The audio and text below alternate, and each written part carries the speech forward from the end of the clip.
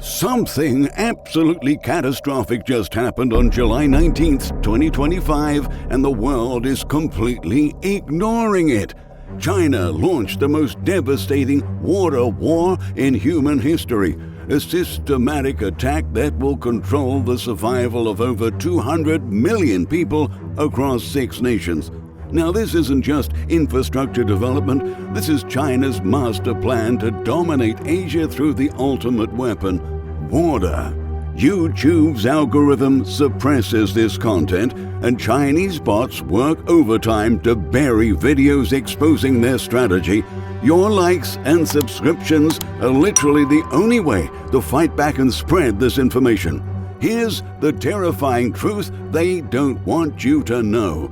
Between July 19th and 22nd, China broke ground on the Yarlung Tsangpo megadam in Tibet's Medog County, the world's largest hydropower project.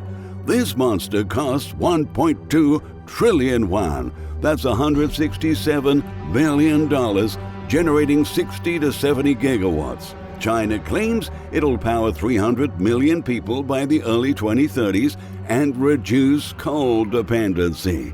But here's what Premier Li Chang didn't mention at his Centuries Project ceremony.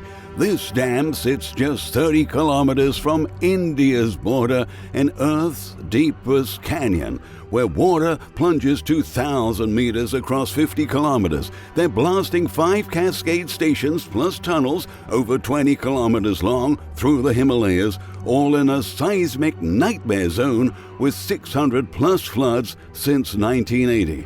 This isn't about clean energy, this is about weaponizing water. India's Arunachal Pradesh Chief Minister Pema Khandu called it exactly what it is, a ticking water bomb. And China's track record proves him right. Their Zhangmu Dam, operational since 2014, already showed the devastating pattern. Since that dam came online, downstream sediment flows dropped by 30%, fish populations crashed, and local communities reported unpredictable water levels that destroyed their traditional farming cycles. We've seen this playbook before, and it's absolutely terrifying. In 2017, after Indian soldiers pushed back Chinese forces at Doklam, China didn't retaliate through military action. They did something far more sinister. They weaponized water. China stopped sharing crucial flood data with India, violating bilateral agreements that had existed since the 1960s. Without warning, Assam was caught off guard by devastating floods that eliminated 300 lives and displaced millions. China shared the same data with Bangladesh that week, proving this was calculated retaliation. Indian intelligence later revealed that Chinese hydrological stations were functioning perfectly. They simply chose to withhold information as punishment for India's border stance. This was the moment the world should have realized water had become China's weapon of choice. Now they're building a dam that makes the 2017 attack look like child's play. When operational, this megadam gives China total control over water, reaching 160 million people in Bangladesh and millions more in northeastern India. China can slash downstream flows by 70% during dry seasons, destroying vital food systems. Then they can unleash sudden releases, creating catastrophic floods that overwhelm existing flood defenses built for natural water patterns, not artificial deluges. The Brahmaputra represents 30% of India's fresh water and 40% of its hydropower potential.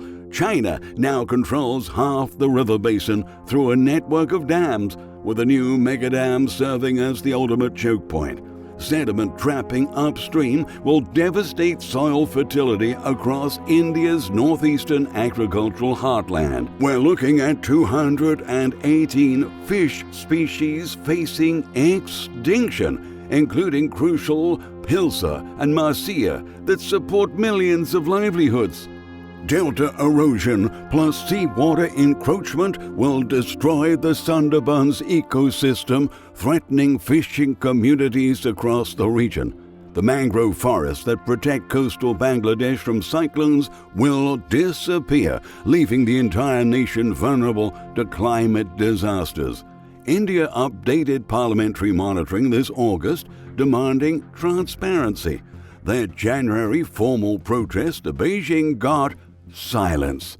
Congress leader Jairam Ramesh outlined India's strategy: international pressure campaigns, reservoir construction, independent monitoring systems, and demanding project suspension. Security analyst Brahma Chelani slammed India's response as self-destructive, warning that China's water weaponization represents an existential threat. Pakistani officials mock India's crisis on social media, with figures like Mansoor Ahmed Qureshi calling it karma for India's own Indus water disputes. This regional schadenfreude blinds Pakistan to the reality that China's water dominance threatens the entire subcontinent. India fast-tracked the Siang Upper project this summer: 11 gigawatts, 9 billion cubic meter storage, $18 billion investment. This massive buffer aims to protect northeastern states and downstream Bangladesh. Lower Subansiri adds 2,000 megawatts by 2026, part of a broader strategy to match Chinese dam capacity. But here's the terrifying timeline. Will these projects arrive in time? China's dam becomes operational in the early 2030s, giving them a 5-year head start to establish total hydrological dominance.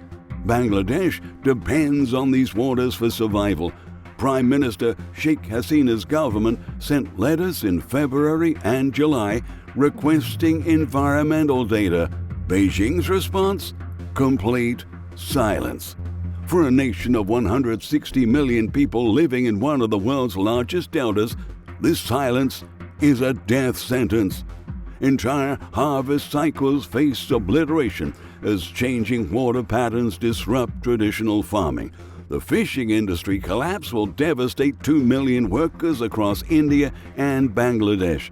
Complete delta ecosystem destruction threatens national survival as coastal salinization pushes further inland each year. But the Brahmaputra attack is just the beginning.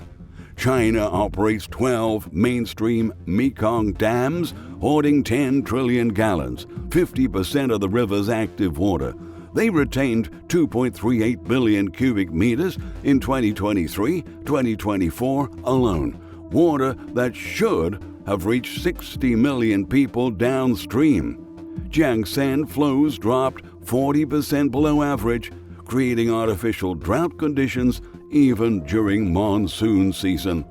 August 2025 brought new catastrophe when Myanmar's illegal rare earth mining operations began dumping arsenic and heavy metals into the river at the Thai-Lao border. With Myanmar's civil war eliminating environmental oversight, these toxic chemicals flow unchecked downstream. Chinese upstream dams concentrate the poison by reducing flows, creating lethal cocktails that poison drinking water for millions. A July 2nd Mekong River Commission webinar confirmed abnormally low wet season flows caused directly by Chinese dam operations. Scientists reported that traditional flood patterns, essential for rice farming and fish breeding, have been completely disrupted. The August 11th Guardian article revealed the ecological death spiral consuming the Mekong. Mega fish have shrunk to half their original size from overfishing, dam construction, and climate change.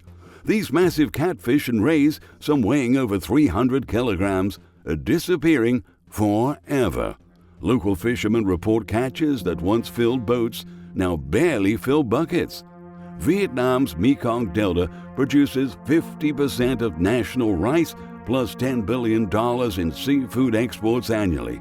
Here's where the numbers get absolutely staggering. Listen to this. Sediment loss hits 17 billion tons yearly, as Chinese dams trap the fertile soil that has sustained Vietnamese agriculture for millennia. Fish extinction accelerates, with 19% of species now endangered. Vietnam's building the Chinese-financed Funan-Teco Canal with Laos, adding more water diversion pressure. This project, ironically funded by the same nation destroying the river system, will accelerate the delta's collapse. Scientists predict the entire region will become uninhabitable by 2040 as saltwater penetration makes farming impossible. Thailand was the world's second biggest sugar exporter before Chinese water warfare began. Dam operations crashed production's 20 to 28% from artificial drought conditions. Thai sugar farmers, who once prospered from predictable seasonal flooding, now watch their crops wither as China controls when water flows. Arsenic contamination from Myanmar spreads through Thai water supplies, creating public health emergencies in border provinces. Fishing villages that sustained communities for generations now become ghost towns. As fish populations collapse, water levels fluctuate wildly. Cambodia's story reveals China's true strategy through the Lower Sason II Dam saga. This Chinese-built project, costing $800 million, displaced 5,000 people and flooded 34,000 hectares of pristine forest. The 400-megawatt dam supplies 80% of Phnom Penh's electricity, but destroyed fishing, destroyed farming, and destroyed forest livelihoods for thousands of families. Families who once caught 40 kilos of fish daily now struggle to catch 2 kilos. The dam blocked fish migration routes, created artificial reservoirs that disrupted breeding cycles, and eliminated the seasonal flooding that fertilized riverside farms. Environmental impact assessments from 2008 warned about every single consequence: displacement, livelihood destruction, fish population collapse, impacts on 300,000 people downstream. This was from the year 2008. Yet the Cambodian government, desperate for Chinese investment, approved the project anyway. New Chinese projects like Stung Tatayu and Stung Persat 1 increase Beijing's grip on Cambodia. With 60% of national protein coming from Mekong fish, China is systematically destroying Cambodian food security while claiming to provide development aid. This summer's Thailand-Cambodia border conflict eliminated 30 lives, displaced 170,000 people, potentially linked to disputes over Chinese Belt and Road Railway projects. Laos represents the ultimate warning of Chinese water colonization, operating 81 dams, mostly Chinese-financed through Belt and Road Initiative. Laos faces a debt crisis hitting 108% of GDP, with half owed directly to China. The country exports $1.96 billion in hydropower annually, representing 30% of total exports, with 80% sold exclusively to China. This creates total economic dependence, where China controls both Laos's revenue stream and debt obligations. Laos became China's water battery, generating power from their own rivers to sell back to their creditor. The 2020 drought revealed China's devastating power. The worst drought ever recorded dropped river levels by 2/3. Economic losses reached $650 million, with 17 million people directly affected in the Delta region. This was an entirely natural disaster.